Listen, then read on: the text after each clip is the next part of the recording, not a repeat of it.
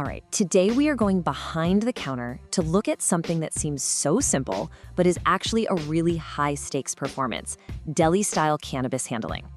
This isn't just about scooping some flower into a bag and weighing it. No, this is about being a guardian of quality, of safety, and of trust. So let's dive right in.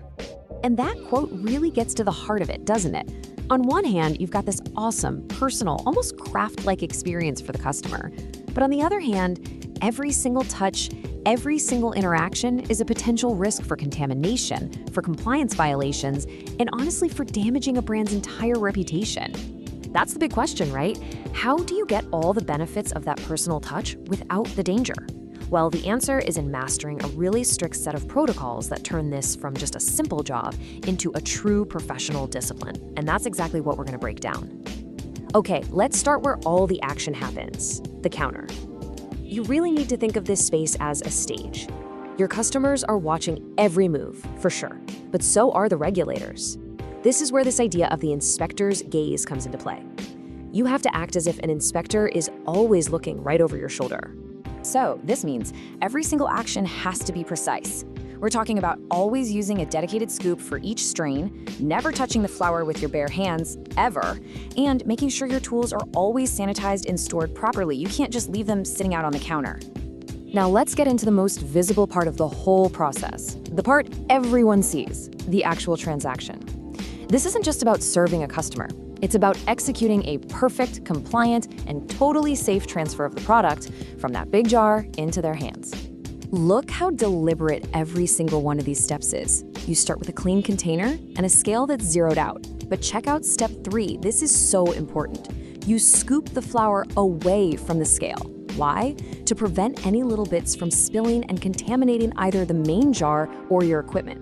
It is all about control. And this right here, this is probably the single most important rule of weighing. If you scoop out a little too much, that extra flour never goes back into the main jar. It just can't.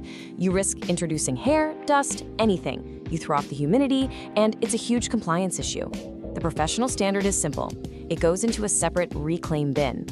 And the final piece of this puzzle is the label. Look, it's so much more than a sticker. It's basically a legal document. It has to clearly show the strain name, the cannabinoid percentages, and that crucial batch number. This is what creates that chain of custody, all the way from the farm to the customer. It's all about traceability, because if you can't trace it, you can't trust it.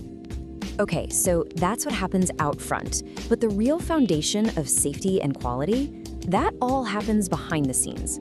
These are the protocols that protect the entire inventory before a customer even lays eyes on it. Think about it. Your scale and your weighing containers are basically ground zero for potential cross-contamination. That's why these rules are so strict. You have to sanitize them between every single strain with 70% isopropyl alcohol. And here's a little pro tip for you. Spray the cleaner onto your cloth, not directly on the scale. That'll protect the electronics. Burn this number into your brain. 55 to 62% relative humidity. This is not a suggestion. It is the absolute sweet spot for preserving cannabis flower.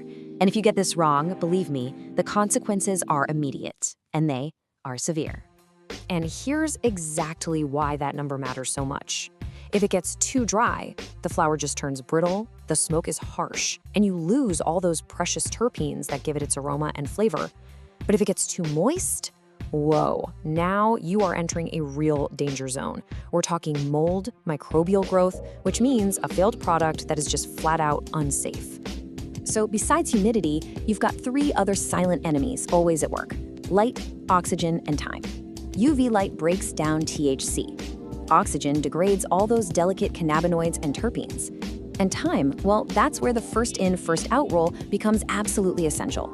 You always sell the oldest stock first. That way you know every customer is getting a fresh, potent product. All right, now for that moment every bud tender absolutely dreads. You've done everything right, you've followed all the rules, but something is still wrong. This is where your role as a guardian shifts, and you become an active protector. So you pop open a new jar and your gut just screams that something is off. What's the protocol? This is not a moment to be unsure. This is a moment where you need a clear, decisive plan of action. Honestly, your best tools are your own senses, your eyes and your nose. Visually, you're on the lookout for anything that just doesn't belong on the plant, like weird white fuzz, maybe some gray webbing or little black specks. And with your nose, you're hunting for any smell that's off, musty, like a damp basement, or a sharp chemical smell, like ammonia. You have to trust your gut on this. And if you find anything suspicious, the response is immediate, and it's 3 simple steps. 1. Stop what you're doing. Don't touch it, don't package it. 2. Quarantine it. Get that jar far away from all the other inventory. And 3. Notify your supervisor with all the batch info. The goal here is simple: isolation and communication. And this is the part that people so often forget. Finding the problem, that's only half the battle. Documenting it is the other half.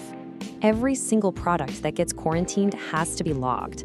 That paper trail is your proof, and it's your protection when regulators eventually start asking questions.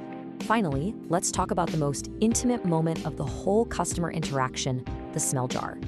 I mean, this is where the magic happens, where a sale is often made.